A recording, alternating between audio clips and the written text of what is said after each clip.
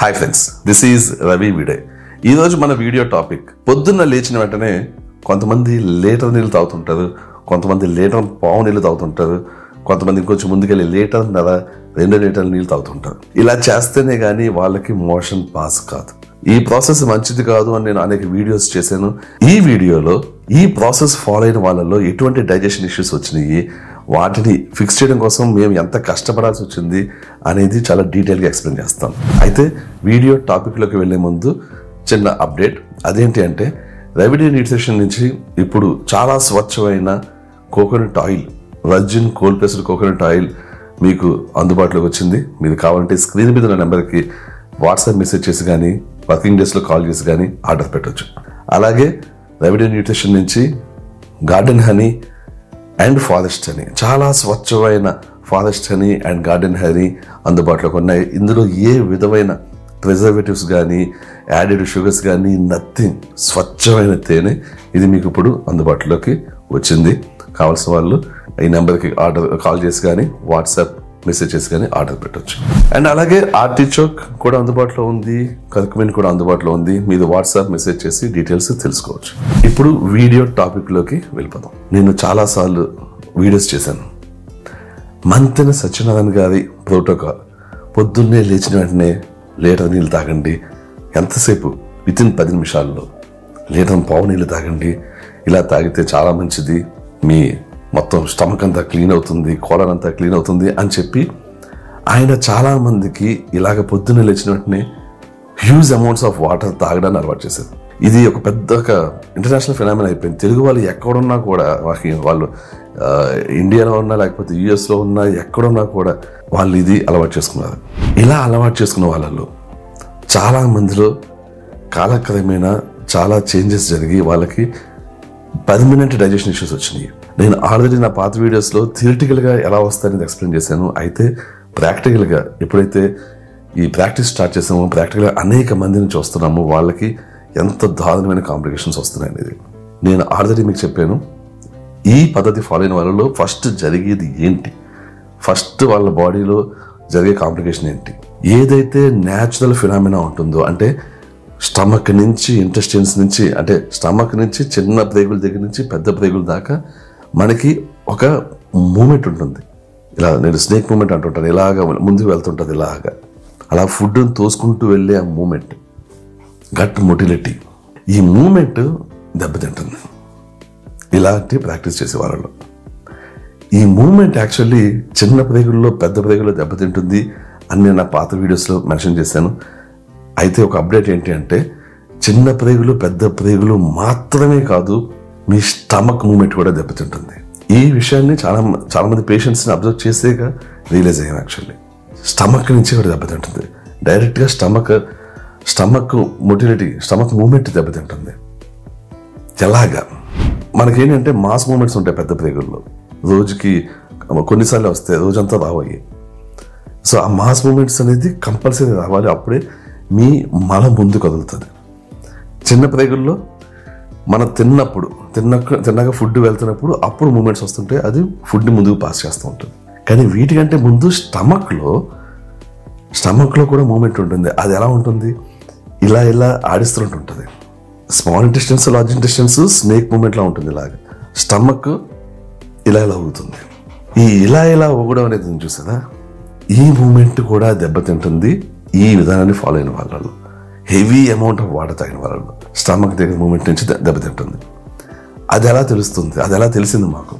ఈ విధానాన్ని ఫాలో అయ్యే వాళ్ళలో చాలా మందిలో ఈ డైజెషన్ ప్రాబ్లమ్ని ఫిక్స్ చేయడం కోసం వాళ్ళకి BTNHCL ఇచ్చినప్పుడు 1 కాదు 2 కాదు 7-8 BTNHCL టాబ్లెట్స్ తీసుకున్నా కూడా వాళ్ళకి సరిగ్గా ఖైమ్ కాలేదు స్టమక్లో. అన్ని టాబ్లెట్స్ తీసుకోవాల్సి వచ్చింది.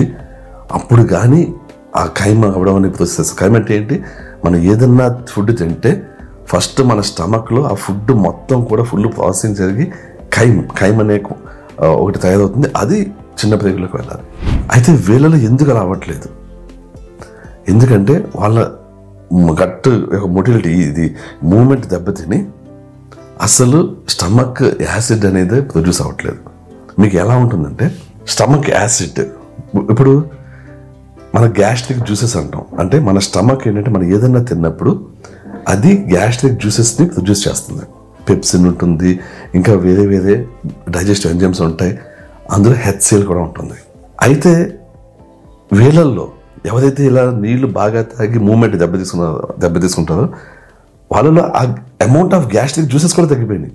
ఇప్పుడు గ్యాస్ట్రిక్ జ్యూసెస్ ఉంటే మనం బీటెన్ HCl ఇచ్చి HCl కాన్సన్ట్రేషన్ పెంచవచ్చు, దాని ద్వారా డైజెషన్ పెంచవచ్చు. అసలు గ్యాస్ట్రిక్ జ్యూసెస్ ప్రొడ్యూస్ కాకపోతే ఎలాగా? అంటే గ్యాస్ట్రిక్ జ్యూసెస్ ప్రొడ్యూస్ కాకపోవడం అంటే ఏంటి మీకు ఒకటి చెప్తాను చూడండి. ఫర్ ఎగ్జాంపుల్ ఇది మీ స్టమక్ అనుకుందాం. ఏదన్నా తిన్నప్పుడు మీ స్టమక్ ఇలాగా ఆడుతుంటుంది, ఇలా ఆడినప్పుడు గోడలోంచి గ్యాస్ట్రిక్ జ్యూసెస్ వచ్చి పడతాయి. ఈ మూమెంట్ బాగున్నప్పుడే మీకు సఫిషియంట్ గ్యాస్ట్రిక్ జ్యూసెస్ వచ్చి పడతాయి. ఈ మూమెంట్ స్టక్ అయిపోయింది, గ్యాస్ట్రిక్ జ్యూసెస్ ఎక్కడి నుంచి వస్తాయి? రావు. ఈ మూమెంటే స్టక్ అయిపోయింది, మీ స్టమక్ మూమెంటే స్టక్ అయిపోయింది. స్టమక్ మూమెంట్ బాగుంటే గ్యాస్ట్రిక్ జ్యూసెస్ వస్తాయి. అప్పుడు దాని యాసిడ్ కాంటెంట్ తక్కువ ఉంటే బీటెన్ HCl పెంచుకోవచ్చు. అర్థం కాని వాళ్ళ కోసం మళ్ళీ చెప్తాను, కొంచెం డీటెయిల్గా చెప్తాను. pH వాల్యూ ఎంత తక్కువ ఉంటే అంత యాసిడ్, pH వాల్యూ ఎంత ఎక్కువ ఉంటే అంత క్షారం, ఆమ్లము క్షారము, యాసిడ్ ఆల్కలీన్. ఇప్పుడు pH వాల్యూ తక్కువ ఉంటే యాసిడ్ కాబట్టి మనకేంటంటే ఎంత తక్కువ ఉంటే అంత బాగా మన తిన్న ఫుడ్ ఖైమ్ అవుతుంది. మన ఫుడ్లో ఉన్న ఎలర్జీన్స్ అన్నీ మొత్తం చచ్చిపోయి మన ఫుడ్ మనం తిన్నప్పుడు లోపలికి చెత్త బ్యాక్టీరియా, చెత్త ఫంగస్లు వెళ్ళవు. స్టమక్లో యాసిడ్ కరెక్ట్గా ఉంటే, కరెక్ట్ కాన్సన్ట్రేషన్లో ఉండాలి, కరెక్ట్ అమౌంట్లో కూడా ఉండాలి. ఈ మూమెంటే దెబ్బతింది వీళ్ళల్లో. సో మూమెంటే దెబ్బతింటే ఈ గ్యాస్ట్రిక్ జ్యూస్ చాలా తక్కువ ఉంటుంది వాళ్ళల్లో. అది గ్యాస్ట్రిక్ జ్యూస్ తక్కువ ఉన్నప్పుడు వాళ్ళకి మనం ఒక బీటెన్ HCl వేసాం, ఆ కొంత అమౌంట్ ఆఫ్ గ్యాస్ట్రిక్ జ్యూస్కి pH వాల్యూ తగ్గించాం, దాంట్లో HCl పెంచాం. సెకండ్ చేసాం, కానీ అమౌంట్ ఆఫ్ గ్యాస్ట్రిక్ జ్యూస్ ఎంత తక్కువ ఉంది. తక్కువ అమౌంట్ ఆఫ్ జ్యూస్, ఎక్కువ అమౌంట్ ఆఫ్ ఫుడ్ ఏం చేస్తుంది? అది ఖైమ్ చేయలేదు. అది స్టమక్ యొక్క మీ ఫస్ట్ లోపలికి వెళ్ళాక, అన్నవాహికలోకి వెళ్ళాక ఫస్ట్ ఫుడ్ పడేది స్టమక్ యొక్క మూమెంట్ దెబ్బతింటే జరిగేది ఏంటి? మీకు అసలు గ్యాస్ట్రిక్ జ్యూసెస్ ప్రొడ్యూస్ అవ్వవు, బీటెన్ HCl వేసినా కూడా వేస్ట్. మిగిలిన వాళ్ళకి ఏంటి అంటే ఈ ఇష్యూ లేదు, గట్టమొట్టేటి ఇష్యూ లేదనుకుందాం. చాలా మందికి ఏంటంటే వయసు రీత్యా ఏమవుతుంది, గ్యాస్ట్రిక్ జ్యూసెస్ ప్రొడ్యూస్ అవుతాయి కానీ వాళ్ళకి సఫిషియంట్ అమౌంట్ ఆఫ్ కాన్సన్ట్రేషన్ ఉండదు, HCl కాన్సన్ట్రేషన్. అప్పుడు మనం బీటెన్ HCl తీసుకుంటే దాని కాన్సన్ట్రేషన్ పెరిగి అప్పుడు బాగా ఖైమ్ అవుతుంది, బాగా ఫుడ్ బాగా ప్రాసెస్ అవుతుంది.